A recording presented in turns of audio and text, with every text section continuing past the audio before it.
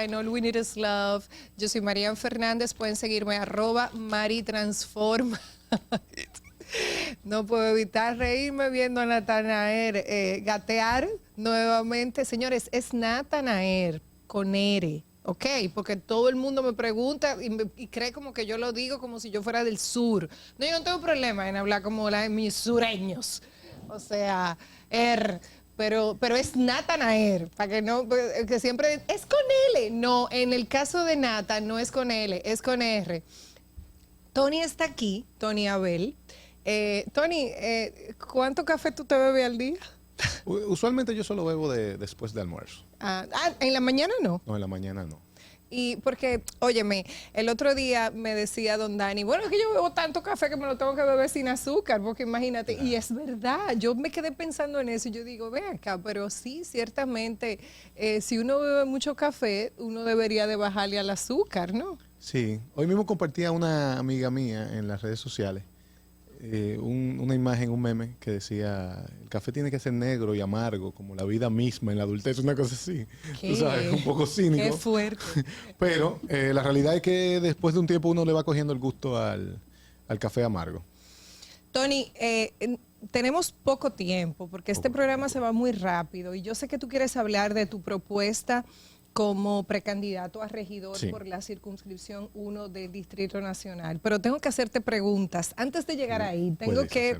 Yo dije que yo no había tenido... preguntas. Yo dije que yo no había tenido la oportunidad de entrevistarte y para mí es un honor porque... Quiero mucho a tu madre, admiro mucho a tu papá, quiero mucho a Faride, también le tengo una admiración muy genuina. Entonces, tengo que preguntarte cosas. Y bueno, y a Fara también, que es una hermosura, Fara. Y es una madre, o sea, aparte de una mujer muy bella. ¿Cómo te cuenta tu padre la historia? O sea, cuando te digo cómo te cuenta la historia es versus lo que se vive hoy, o sea, el político que se debe ser hoy y lo que fue para él sus inicios y parte de su trayectoria y ver este siglo, sobre todo estas últimas 2 décadas, donde ha cambiado tanto la vida, o sea, cuando tú tienes esa conversación de lo que fue aquel inicio, vamos a decir, de un Estado democrático saliendo de una dictadura, que tu padre se conoce todo eso muy bien. ¿Cómo son esas conversaciones? Bueno, mira, mi papá, como tú sabes, es historiador, pero también es poeta. Sí. Entonces, los poetas son más sensibles y tienen muchas ilusiones y emociones en el devenir de su sociedad. Y yo creo que en el caso de mi papá, cuando él la cuenta también desde una especie de melancolía y una especie de cómo en los 60 sobre todo habitaban esos sueños, ese cambio, como tú dices, de la salida de un régimen dictatorial como el de Trujillo, a una esperanza como Juan Bosch, a un Camaño, a un Bosch de nuevo y después a un Peña Gómez en una época de dicta blanda, como dicen, del gobierno de Balaguer, y cómo esa polarización también de Estados Unidos, la geopolítica influía, algunos errados con su concepto de lo que era la Unión Soviética, algunos también errados con su concepto de lo que era quizá Estados Unidos, pero mucha nostalgia, mucha polarización y mucha idealización de esos procesos que a partir del derrumbe del muro de Berlín también se ha ido perdiendo. Entonces, cuando tú piensas, esta gente luchaba por ideas, o sea, estaba dispuesto a dar su vida, muchos dieron su vida por causas muy nobles y ni siquiera hablar de buscando recompensa monetaria ni personal. Sí, se invade un ambiente de nostalgia en todos esos procesos. Por ejemplo, el otro día estábamos discutiendo la crisis de 1994, que yo le digo, oye, tú tienes que sentarte a escribir todo eso. Como Peña Gómez lo llamó un día y le dijo, Tony, tu familia entera tiene que salir del país. Corren riesgo, no le digas nada a nadie, y le comenzó a citar una serie de eventos que iban a pasar post fraude electoral de 1994, en la cual Peña Gómez le encargaba el mandato a él de ser la voz que llamaría al pueblo a las calles en reivindicación de la participación electoral, porque tenían prueba de todos esos fraudes. Por suerte para el país se pudo conciliar y no llegó a correr la sangre, pero tenían todo un esquema montado desde el mandatario, que era Balaguer en ese momento, hasta, digamos, las estaciones de gasolina. O sea, era una cosa muy grande que iba a pasar en este país y la mayoría de la gente ignora eso.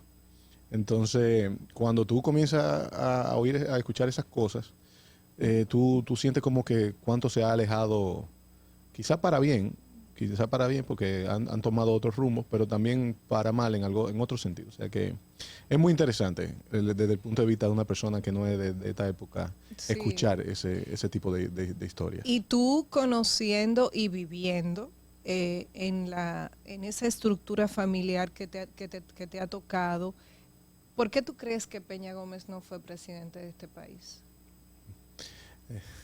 Hay muchas razones, pero creo que racialmente sí tenía un obstáculo bien grande a vencer.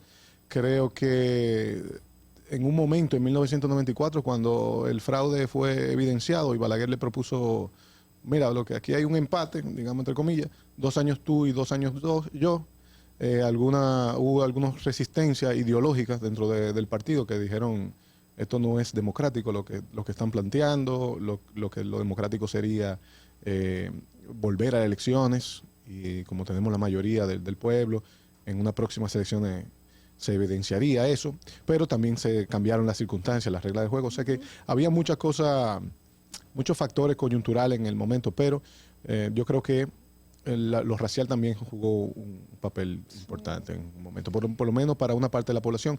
Sus orígenes, no sé si te recuerdas que en un momento aquí ya se perdió, pero tocaban el himno a las 12 del mediodía y a las 12 como reivindicación, digamos, también política contra los orígenes del Yo creo que doctor José Francisco. lo que sí quedaba claro era que no querían que fuera presidente. Sí, había un grupo que no quería. Es impresionante. Sí. Y en base a tú no querer algo, mira todo lo que se construye. Sí. O sea, porque hoy probablemente somos una consecuencia del no querer eso. Sí. Y una consecuencia de esa polarización, porque también muchas de las reformas importantes fue porque esa polarización produjo, vamos a sentarnos a discutir cosas más allá de los actores involucrados y de la personalidad de ellos. Dicen que la historia es cíclica. Yo no lo afirmo, pero cuando hablamos de cíclico es justamente que pasa por diferentes ciclos.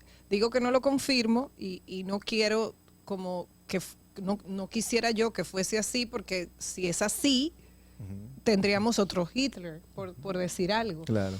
Que Dios nos libre, ¿no? Ni Tony ni yo hemos vivido eso, pero que nos libre. Pero cuando digo que dicen que la historia es cíclica, porque partiendo de el no querer que Peña sea presidente,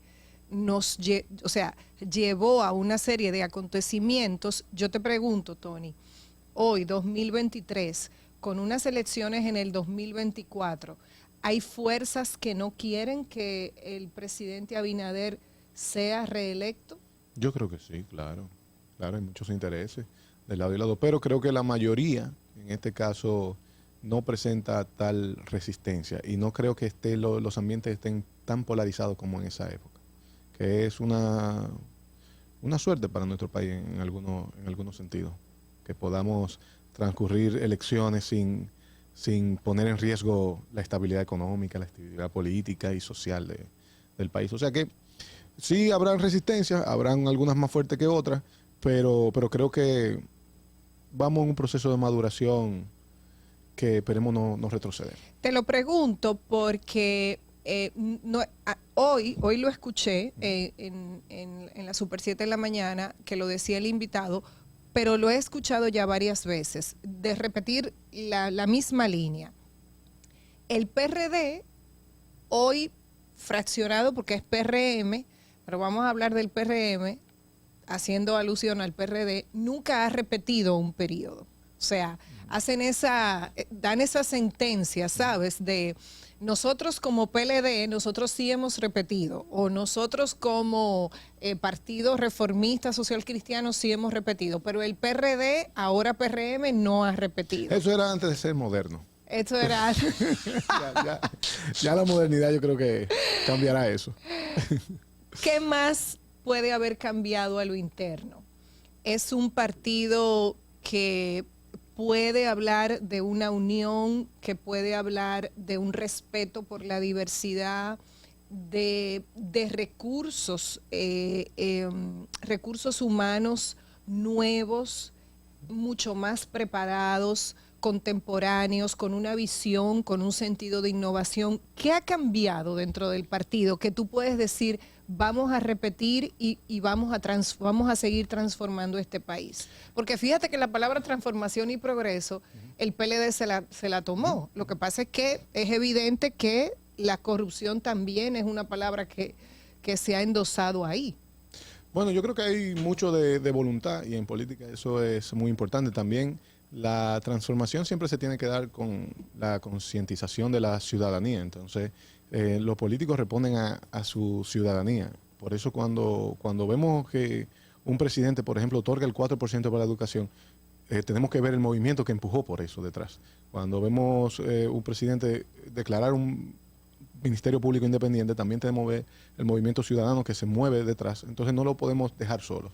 Y creo que la ciudadanía está en un momento, no sé si a través de las redes sociales, pero realmente participando en estos procesos. Entonces creo que eso provoca un liderazgo que esté más consciente y más directo con esa ciudadanía, menos desconectado también. Entonces, claro, te iba a decir que el ser humano sigue siendo el ser humano, o sea, sigue teniendo los mismos desafíos, las mismas falencias, y cuando se ve en situaciones de poder, puede pecar de manera igual. Entonces, lo que tenemos es que tratar de mantenernos conscientes de la posición, de la humildad, de lo pasajero que es el tiempo, de lo pasajero que es el poder, y ser acompañado por la ciudadanía en todo este proceso. Mira, Tony, tengo que preguntarte sobre Faride y lo que sientes desde tu condición de hermano de ella, que es un vínculo que no es únicamente sanguíneo. Ustedes tienen una relación de hermandad Claro. que han desarrollado tus padres, obviamente. Entonces, estás tú como hermano, pero estás tú también como militante de un mismo partido con tu padre, bueno, con tu familia, con tu hermana. Y estás también como político, como una persona que ha estudiado, que se ha formado en la política, que no necesariamente puedes estar de acuerdo con tu papá o con tu hermana. Sí. O sea, es como, son diferentes roles. La narrativa es la siguiente. La palabra aquí es muda, que se la han querido endosar a Faride. Y digo endosar porque es que yo lo que veo es que con el tema político una persona sale con una cosa muda y entonces arranca una serie de gente que no sabe lo que está pasando, que no entiende, que no ha visto nada, que no ha estado presente, que no le ha dado seguimiento, y entonces como que se montan en eso, lo que decimos montarse en una ola. No estoy diciendo ni una cosa ni la otra, estoy diciendo que hablamos sin saber. ¿Cómo tú te sientes como hermano, como político? O sea, ¿cómo tú lo ves desde las diferentes, las diferentes visiones que puedes tener? Pero tú dices la campaña negativa. La campaña negativa hacia ella, porque el trabajo de Faride está ahí, pero Faride no es el Congreso Nacional. Faride es una pieza dentro del Congreso, es senadora del distrito, y el Congreso ha demostrado que no puede funcionar bajo la visión de una persona. Correcto. Porque es imposible, exactamente. Sí, bueno, la campaña negativa, digamos que no comenzó ahora, comenzó hace 8 años o por ahí. Porque en la medida que tú eres confrontativo, en la medida que tú no dejas pasar cosas en la sociedad, se crea una cierta resistencia de algunos grupos que están enquistados en mafia o en enemigos políticos. Y a la medida que tú vas enfrentando personas, esas personas se van orquestando en contra tuya. En un momento fue Faride miente, pero Faride superó eso. Cuando surge la campaña como en el 2021, también era parte de unos grupos que estaban atizando eso, arrastrando eso del pasado. Entonces, en el sentido de De la muda, bueno, ahí están decenas de declaraciones que ella da en el Senado. Creo que una vez me metí en un portal de un canal de televisión local en YouTube y la mayoría de noticias que daban eran en relación a Farideh. A mí me sorprendió. O sea, no pasaba un mes sin Lo sin hicieron hablar. para Farideh. O sea, no pasaba un mes sin tener a Farideh en dos videos. Siempre era y tú generas contenido en base a las conversaciones que tú pones en la agenda nacional. O sea que era una falsedad lo de que muda. Ahora bien, hay gente que quería que Farideh tuviera el mismo rol y le hiciera el rol de oposición a su gobierno. Claro, o sea, quizá el PLD se siente más cómodo si ella hace lo mismo que hacía antes. Pero realmente ahora en un rol de legisladora del Poder Ejecutivo, o sea, del partido gobernante, la realidad que es otro. Y la realidad es que cuando tú vas a emitir una crítica, tú tienes los teléfonos de quienes criticar. Entonces, si de repente tú ves que la dirección, qué sé yo, de asfalto tiene algo equivocado, ahí tú dices, bueno, pues la dirección de asfalto la lidera Marianne. Llama a Marianne. O sea, tú no tienes que salir a despacharte públicamente, sino, Marianne, estoy viendo esto está mal, y tú tienes otro rol. Y tú tienes otra persona que sí te van a coger la llamada, que sí te van a responder, que es diferente a un rol de oposición. Entonces, creo que ha sido una campaña orquestada por muchos enemigos políticos, pero que al final, como tú dices, los resultados van a estar ahí y van a hablar por ella. Pero cuando tú dices enemigos políticos, y te tengo que hacer esta pregunta porque tú estás como precandidato a regidor y es la primera vez que haces esto, Sí, ¿verdad, Tony? sí. O sea, anteriormente tú has trabajado en medios de comunicación y has ejercido tu Sí, carrera. correcto. Tenemos que irnos a una pausa. Nos quedamos ahí en enemigo político, Ok. porque quiero tratar de entender, porque es que aquí sufre la gente de hacer una crucifixión social, pero es una cosa discriminatoria, o sea, no es para todo el mundo. Sí, totalmente. Vámonos a la pausa, ya regresamos.